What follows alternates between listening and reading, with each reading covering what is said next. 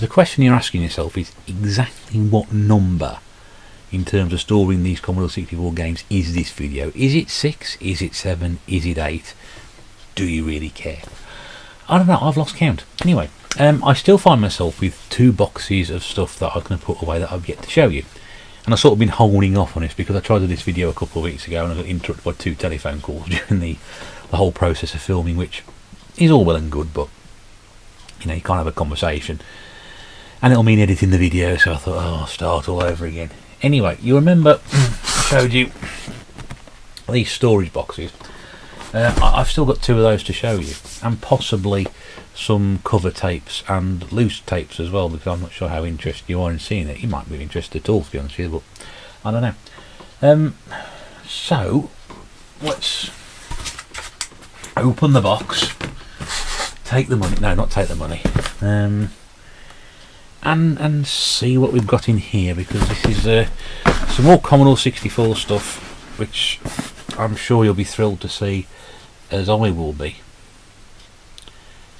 So up first, the Nomad of Time. Ooh. Giant box with absolutely nothing in it. I always wonder how they managed to get away with it. This is actually a book by Michael, I'm not very keen on your second name, Moorcock. Nomad of Time are the Adventures of Oswald Bastable. Well, there's a name for the past, isn't it? You don't. How many people nowadays are called Oswald Bastable? But it's a series of books. So yeah, don't know. Interesting. This one I think is a little bit notoriety about it. Notoriety. It's a bit of a legend. I don't know. Death Star Interceptor by System 3 Software. Now this was very, very close. You can see a complete waste of packaging. How they got away with that in the old days, I don't know. Where are the instructions, I hear you cry? There aren't any. Okay. They may have been there at some point. No. This is very, very closely linked, and readers of Retro Gamer magazine will probably be able to back this up. Sort of relating to things like Death Star and the Empire, without actually having an official license from our friend George Lucas. So I'm not sure how good it, but that was a feature a couple of months ago, which was fascinating.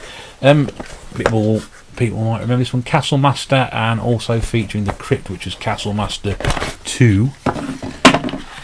As you look, Castle Master again, it's just, you know, one tape with a manual and a big piece of foam. Now you have to make sure you bought this one. Oh God, listen to the rattling around there. This is Psycho Soccer Selection. Now, for those of you who don't know who Psycho is, that's actually former England, Nottingham Forest, Newcastle, Manchester City left back Stuart Pearce, who was famous for missing a penalty in 1990 World Cup semi-final shootout against West Germany, and famous for hitting one in against Spain in a penalty shootout 6 years later in the European Championships in England. Basically, you've got very little choice with whether you like these games or not, because if you didn't, he'd come round to your house and basically kick the living daylights out of you. At which point you'd sort of scream at him, "But why are the games so awful, Stuart?" Kick-Off 2 on the 64, not great. Manchester United, wasn't great on the Amiga, I've got to be honest with you. Fighting Soccer, which wasn't great on any format whatsoever. It was a top-down, looked like a five-a-side game with giant football players and a goalkeeper who used to wear a hat. Yeah, it looked like it was made by Americans for Americans, with the greatest amount of respect. You know, it was a terrible game. And World Championship Soccer, which wasn't a great game anyway. That was sort of like, oh yes, remember looking at the back now, the World Cup Italia, the World Cup 90 game that came out on the Mega Drive when it was launched, which looked fantastic from the still shots, but when it started moving around, you realised just basically how crap it was. This one's a bit of an interesting one. We saw some Seymour games, a bit of a tacky box, in one of the previous videos, a Codemasters video.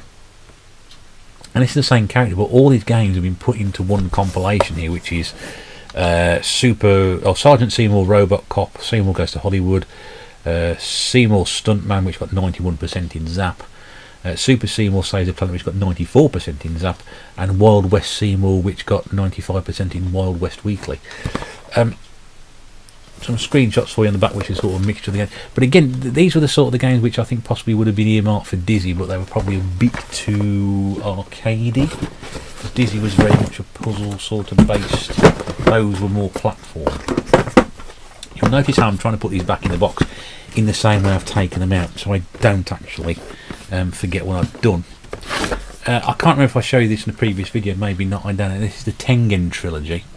This is 3 games from the arcade maker Tengen, which were converted but Domark to the home system with, shall we say, mixed results. There was Cyberball, is it 2074? I know, Cyberball, which was like a futuristic version of American football, which you know, very much like fighting soccer, wasn't great on many formats, including the original arcade game. The arcade game isn't good, why bother converting it?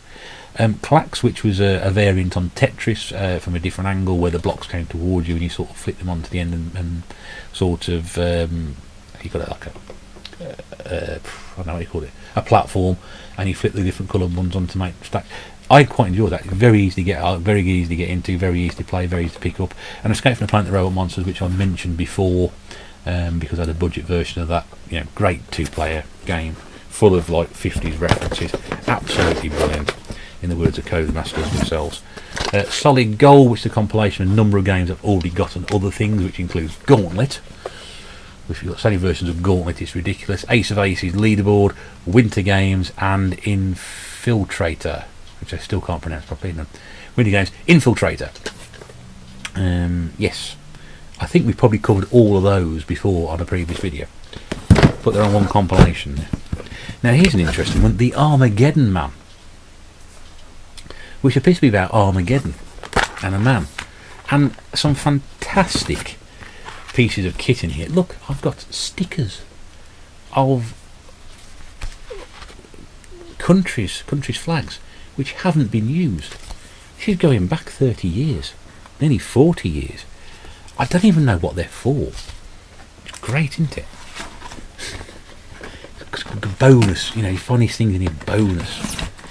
Like you find receipts and things in it. I mean, there's one tape in this altogether, but yeah, some stickers there. I don't know what the stickers are for. I have no idea. I have an interesting story about this game, which I can't tell you about in this video. Another video coming soon.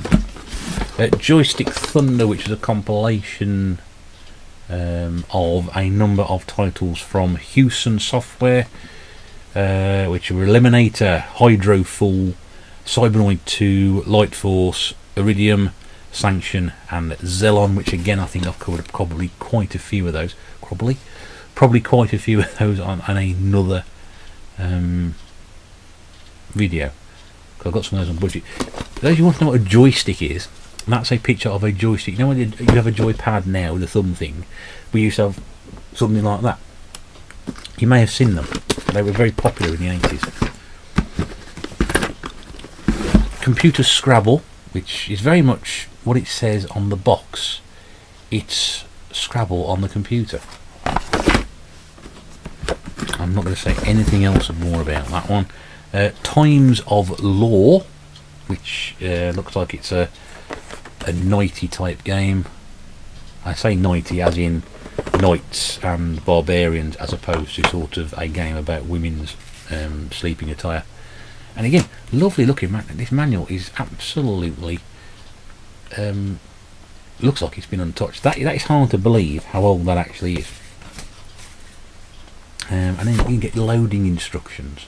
They actually tell you how to. In those days, they used to tell you how to load things in. Nowadays, you get a disc, put it in the thing, it works.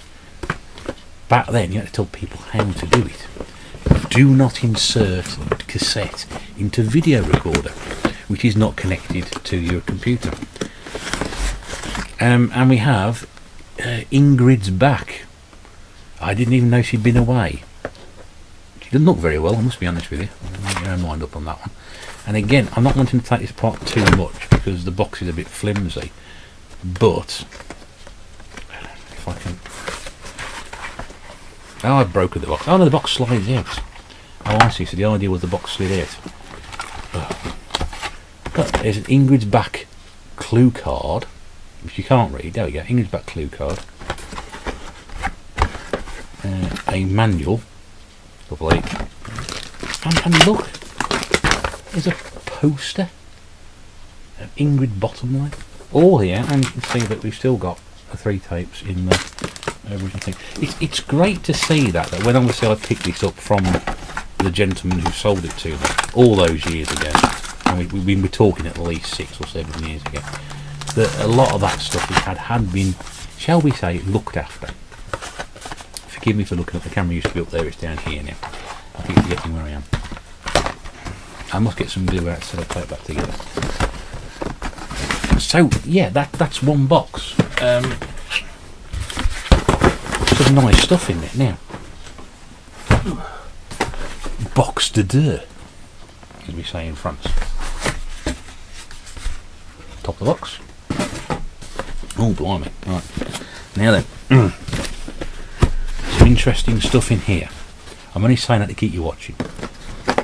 This is Barbarian, but not the Barbarian that you've seen in previous videos when I've talked about sort of like people having reds cut off and things like that. This is a platformer from Psygnosis. I don't think there's anything of interest in there. Well, it says Psygnosis. Psygnosis must have been the game developers, because it was actually published by Melbourne House, who I told you to avoid. Yeah, nothing of interest in there. Who I told you to avoid at any cost, because they were rubbish games makers. What else we got here? Actually, if I take those out first, it's a bit easier. Yes, Prime Minister, which again for viewers who are not of a British nature, Yes, Prime Minister was a popular television situation comedy about the Prime Minister and everything revolving around Parliament back in the Yes Minister was the first series in the late 70s, and then it's followed up after that. Yep. It's meant to be very good, that. I've never actually played it. Something called the Pettigrew Chronicles, which I've absolutely no idea what that is, other than the fact there's a map. There's a map. Is it a map? No. It's a giant promotional piece of paper. There we go. Isn't that nice? All that stuff and 2 tapes in there. What is it? Illustrated adventure recommended for the whole family, full of mysteries, puzzles, intrigue and suspense. Almost the same as an episode of Neighbours. Not quite though.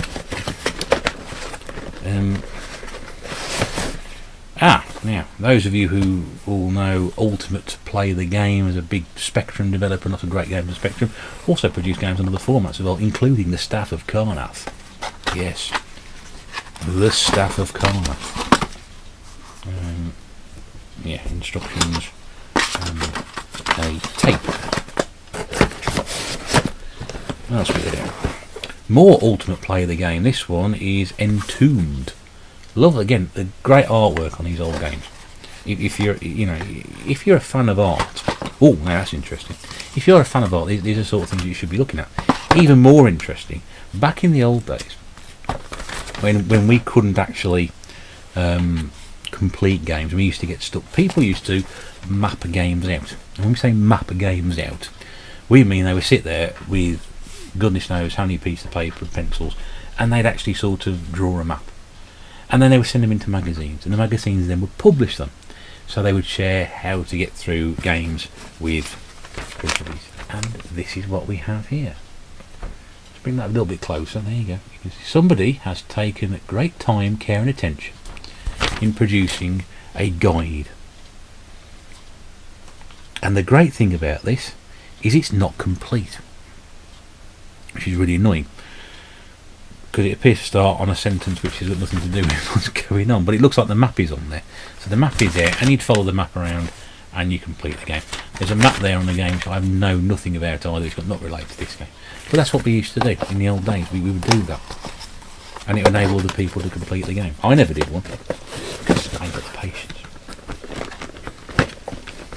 That's me being honest. I ain't got the patience to do something like that. Wow, Macbeth the Computer Adventure. Fantastic. You know, as if they couldn't make Shakespeare any less interesting, they decided to put it on a computer. Well, I wonder how many people got this for Christmas. when they were younger. Shakespeare's classic tale of murder, treachery, and witchcraft has now been transformed into an adventure by which all others will be measured. More than just a game, a superbly produced package with 4 separate adventures and more besides. Using both text and graphics. Well, there you go. You don't. You've turned off now. Although Adventure 3 uses graphics almost entirely with only a small text window. Yeah, and also this is interesting. As well as complementing these 4 adventures, we also give you 4 optional in brackets psychoanalysis programs in which you can delve into the mind of of Macbeth and his lady, trying to discover their innermost thoughts. Now, what I don't appear to have is a 16-page comprehensive guidebook. Oh dear, I have been deprived. I have been deprived. I think I'm quite grateful that I haven't got all that stuff in there, because that's really good. Yeah. And then I've also got a game called Turnanog. It's got nothing on the back at all. Sold by the Games Workshop. I didn't know Games Workshop used to sell games. They thought they just used to sell little figures and things and role-playing games, but no, they did. How many years ago? I got no idea. I think it's like Oriental type game. I've only seen. I did play it once. I did actually load it up because a friend of mine said I had that when I was younger, and nostalgia drank what it used to be, folks. Sometimes. Scalextrics, the computer edition, which I think sort of defies the point of having Scalextrics. If you have Scalextrics, then you're going to be controlling a car going around the track. So I don't see why you put it on computer, because basically that's a simulation of the real thing, where this is a simulation of the simulation of the real thing. Pointless. Oh, now this will mean nothing to most people out there. This is TV show time. This is when it was a great idea, was to make computer games of popular quiz shows of the day. So as you can see, you've got Bob's Full House, which was the late Bob Monkhouse. Blockbusters, which was the late Bob Holness. You'll notice a pattern developing here. Bullseye, which was the late Jim Bowen. Every Second Counts, which was hosted by the late Paul Daniels, and the Krypton Factor, hosted by the very much alive Gordon Burns, as he was at the time of broadcast. And they were quiz shows. Bob's Full House was a variation on Bingo. Blockbusters was you had a board with a number of letters on there, and you had 2 teams. One was going from left to right, and one was going from top to bottom. And each question started with an A. So what A was eats ants and has a long nose. Yeah. Bullseye, that was based on darts. Very popular on Sunday tea times, especially if you lived in Warsaw and like speedboats. That's a really old joke. Every Second Counts, that was a bit more interesting. I think you started the game with 60 seconds and you had to answer questions quickly. It was fun. It'd be fun. I quite do that. And the Krypton Factor was basically sort of a test of mind, agility, and things like that. Yeah, quite how that translates to computer games, I've got no idea at all. Because probably with computer game quiz programs, we've sort of moved on from there. We now have we've had things years and years ago. One of the most original games and best games I played was You Don't Know Jack. I think it's what I don't know what it's called. You Don't Know Jack, I think, which was came out the PlayStation 1. Absolutely brilliant fun. Absolutely brilliant fun. And that sort of set the benchmark where quiz games are now, and Buzz on the PlayStation 2 with the handheld buzzers, and went on the PlayStation 3. That took all that sort of stuff to a new level. I've got a music composer for the Commodore 64. I have absolutely nothing to do, and it actually comes on cartridge. There we go. We haven't seen many of those, have we? I got that for 50p at a car boot. Not this year, the year before. Wow, fascinating. Jack Nicklaus's. He might have been called Jack Holes. I don't know. Jack Holes Nicholas' greatest 18 holes of golf, which I inherited from a friend of mine. Yeah, if you like golf, it's good, but I don't think it was anywhere near as good as Leaderboard was. I think you'll find Leaderboard was, I'm not going to say the word again, still the greatest golf game of all time, possibly. Something for the geeks out there. It's the Tolkien trilogy, which is The Hobbit, The Lord of the Rings, and then The Shadows of Mordor. Yeah, again, it's if you like Lord of the Rings, it's going to be good. If you don't like Lord of the Rings, I'm probably not going to be all that interested. The great thing was you could actually buy a copy of The Hobbit or The Fellowship of the Ring. What do you call The Fellowship of the Rings? Fellowship of the Ring. Yeah. For £2 by sending a cheque or postal order. Ask your parents or your grandparents or that uncle who's a bit funny, you know. Should come with a warning. This, you know, you may need to refer to your, you know, parents or elders to find out whether or not what we're talking about is any relevance to you. Special action. See, this is what we used to get back in the day. We used to get compilations of 5 or 6 games being thrust onto a release, basically to generate more money for the software houses, and you know, you'd have 3 of the games. Well, I ain't got that one, or I've only got that one. I haven't got the other 4, so that's worth buying. What have we got here? So we've got Driller, Captain Blood, the Vindicator, SDI, and Daley Thompson's Olympic Challenge. You may remember Daley Thompson decathlon from a few videos ago. That's a bit of a tatty box, that one. But anyway, classic RoboCop. Half man, half robot, all cop, RoboCop. Part machine, all game. All cop, RoboCop. Part man, part machine. I've got about 3 copies of this. I don't know how I managed to accumulate 3 copies. Giant instructions, which I think if you look at the instructions, I might not get this back together. Actually fold that to a giant poster which you could stick on your wall. But more for you if you want to know how to control the game. Again, giant waste of packaging. I loved RoboCop on the Amiga. It doesn't get away. It actually shows you lots of shots in the film on the back and arcade shots, but doesn't actually show you the Commodore 64. Commodore 64 version is an absolute bugger to play. It is so difficult. Honestly, it really is. Doesn't mean that, you know, don't love it any less. It's just incredibly difficult to play.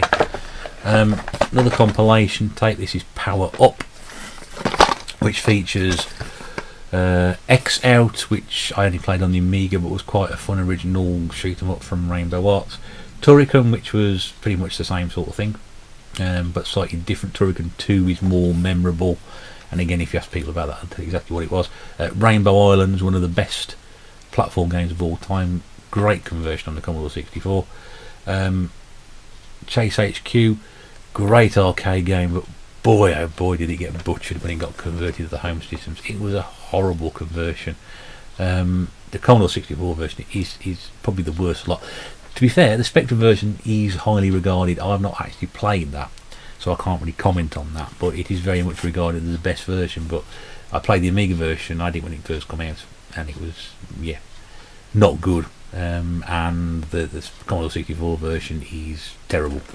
And also Altered Beast, which I'm afraid to say on any format is just a shocking game. It has people will defend it, but I've played that many different versions of it: the 8-bit versions, the 16-bit versions, the Mega Drive version. I think I've played the main version as well, and it's just, yeah, I just don't like it. And finally, we're nearly there. I say nearly because there's most of us coming out. The Power Play compilation, which is actually a cartridge. There aren't many of these around. These are from the later days of cartridge games. Some of those are quite collectible now. This has Stunt Car Racer, which is one of the most original racing games of all time. And if you've never played it, I urge you to find it out. Even on the Commodore 64, it was a belting game. Microprose Soccer, which was much better on the Commodore 64 than any other format, including the Amiga. I played the Amiga version. It was awful. I played this. It was far better. And Rick Dangerous, possibly one of the biggest pull your hair out platform adventure puzzle type games of all time, which was then followed up by an even more difficult sequel. But they were good games, but they were very unrewarding. If I mention the word blind death, you sort of go off the screen and fall onto something you can't see. A lot of that happened. Yeah, and that's it. That's that. So there we have it. That is every single game I own, apart from some tapes without boxes and some cover tapes, which I'm not going to show you because there aren't many of them, and I don't think it's worth doing that. That is literally everything. So I now have 4 of these, and if you go back to the very first video, which was the unit, the plastic unit I showed you, all the single tape game cassette games have gone into there.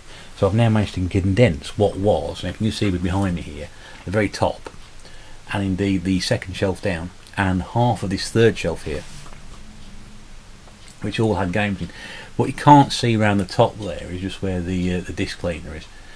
Another section along there has always had the big box games, which comes to sort of down here. Sort of gives you an idea. All that was Commodore 64 stuff, and I managed to condense that into a mobile unit of about 8 drawers and 4 boxes. Much better. It's allowing me to do that. It's not to say that I'm going to put the thing away for good, because that's not what I'm doing. I'm not trying to sort of palm bits of my collection off and move them elsewhere, but I've got so many of these now, and I've got so many of these to work through, and I've played so many of these games that I won't probably get any more for them. I realise that you've probably been through these videos and you're realising there are so many classic games from that era that I don't actually possess. And yes, it does pain me that there are some games. One which sticks out immediately sort of thinks was Impossible Mission. How you can have a Commodore 64 and not an Impossible Mission, I do not know. We saw Jet Set Willy in there. Was it Manic Miner? We saw Manic Miner in there, I think. And Monty on the Run. But yeah, Impossible Mission certainly springs to mind as what. Why have I not got a version of that? And then I'll read something else and go, I ain't got that either. But chasing a copy of that, is it worth the time and effort to go and chase one copy of that game? No, I don't think so. Like I said, I got very lucky with this. I picked up majority of this stuff in one bundle for 50 quid 6 or 7 years ago. It also came with a Commodore 64 as well, and a load of tape cassette recorders, the data cassette ones if you needed for that. Some bits and pieces, a couple of joysticks as well. I couldn't really fault the bundle I picked up. So the fact it's missing some key games from that era is unfortunate. Shall we say unfortunate? Yes, let's indeed say unfortunate. Anyway, that finishes the trip down memory lane. I hope you enjoyed it. It took a huge amount of time to do that, and I dare say the sleeping aid, it's been absolutely brilliant. Some people have commented, and I really do appreciate you sort of having an interest in that, and it has been of interest to you. It's certainly been interesting to do it for me, I'll give you that. I didn't realise there were so many bits and pieces there, and I just don't know enough about some of it, I'm afraid, to give you more accurate interpretation, but it's all about the games. And this is a piece of history right here, so I'm actually chuffed to be part of it. Thanks for watching. Yes, so that completes the Commodore sort of packing away and moving to a safer location. Hopefully you'll go back and look at some of those videos that I did all those years ago when I had the whole stuff running and churning stuff out. It was great. Anyway, thanks for watching. It's been a bit of a journey. I hope you've enjoyed it. Mine, there you go. And keep tuned for some more interesting stuff coming to the channel very soon. Bye for now.